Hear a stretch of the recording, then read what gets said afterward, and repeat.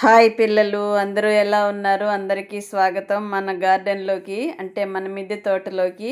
ఇక్కడ సన్ చూడండి అస్తమిస్తూ ఉన్నటువంటి దృశ్యము. మీతో మాట్లాడి చాలా చాలా రోజులైంది కదా! మన గార్డెన్ చూడండి ఎలాగుందో. నేను ఈ మధ్య ఊరెళ్ళొచ్చాను. మన తోటలో మొక్కలు చూడండి కొన్ని చాలా బాగా ఎండిపోయి చనిపోయిన మొక్కలు కూడా ఉన్నాయి. ఇవన్నీ క్లీన్ చేసుకోవాలి ఇంక మనము. మన గార్డెన్‌ని మనమే చూసుకోవాలి పిల్లలు. వేరే వాళ్ళకి అప్పగించాము అంటే ఇలాగే ఉంటుందేమో అనిపిస్తుంది. చాలా వరకు మందార మొక్కలు చనిపోయాయి. కొన్నైతే మామిడి టెంక పెట్టినన్న మామిడి మొక్క బాగొస్తూ ఉండేది. ఇంకా చాలా మొక్కలు 4, 5 మొక్కలు పోయాయి. ఇదిగోండి. ఇదైతే మన పాండవుల మొక్క అని పంచపాండవుల మొక్క అని చెప్తుంటాం కదా! అదైతే పువ్వులు బాగా వస్తోంది. మన గార్డెన్ చూస్తూ ఉంటే నాకు చాలా ఆనందం అనిపిస్తుంది. చాలా రోజుల తర్వాత మీకు మన గార్డెన్ చూపిస్తున్నాను కదా! ఎలాగుంది లైక్ చేయండి, కామెంట్ చేయండి. ప్లీజ్ తప్పకుండా కామెంట్ చేస్తారని ఆశిస్తున్నాను. కామెంట్ చేశారంటే నాకు కూడా చాలా ఉత్సాహంగా అనిపిస్తుంది కదా! అంటే లైక్ చేయడము, కామెంట్ చేయడము, మనం వీడియోలు ఎంతమంది ఇష్టపడుతున్నారనేది తెలుస్తుంది.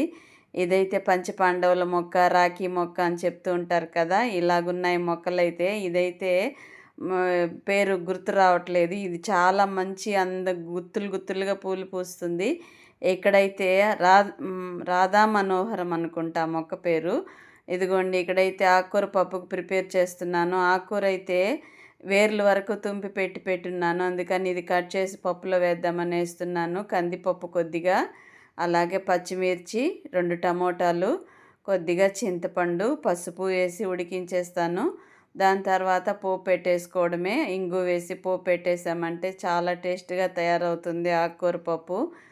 ఇంకా అందరైతే ఆనియన్ వేయరా అమ్మా అని అడుగుతుంటారు కదా! ఆనియన్ అయితే నేను వేయను. ఉల్లి, వెల్లుల్లి లేకుండానే కూరలు చేసుకుంటాను. నా వరకు నేను తింటాను. ఇంట్లో వాళ్ళకైతే వేసే పెడుతూ ఉంటాను.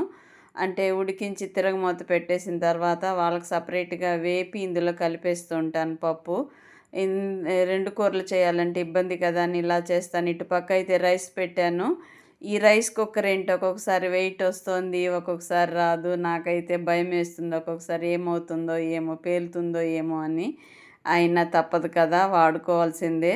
ఇక్కడైతే పప్పు ఉడికిపోయింది కదా! మెదిపేసి ఆకుకూర పప్పు ఎప్పుడూ కూడా మెత్తగా మెదపకూడదు ఫ్రెండ్స్. కొంచెం ఆకుకూరలు అలా కనిపిస్తూ ఉంటేనే టేస్ట్‌గా ఉంటుంది. జిగురు జిగురుగా అయిపోతుంది మెత్తగా మెదిపినట్లయితే. ఇదైతే పోపు పెట్టేస్తున్నాను. 1.5 స్పూన్ ఆయిల్ వేశాను. నేనైతే డాక్టర్ చెకప్‌కి వెళ్ళొచ్చాను. వాళ్ళైతే ఆయిల్ తక్కువ తినండి అన్నారు. కొలెస్ట్రాల్ శాతం పెరిగిందని. నాన్ వెజ్ అలాంటివి ఏమీ తినను. అయినా సరే నాకు బ్యాడ్ కొలెస్ట్రాల్ ఎక్కువ ఉందని చెప్తున్నారు డాక్టర్సు. అయినా తప్పదు కదా! దానికి తగినట్టు మందులు వాడాల్సిందే. ఫుడ్ అయితే తీసుకోవాల్సిందే. ఇక్కడైతే ఇంగు వేశాను కొద్దిగా. ఆవాలు, జీలకర్ర వేసి పోపు పెట్టాను. దాని తర్వాత ఇంగు వేశాను.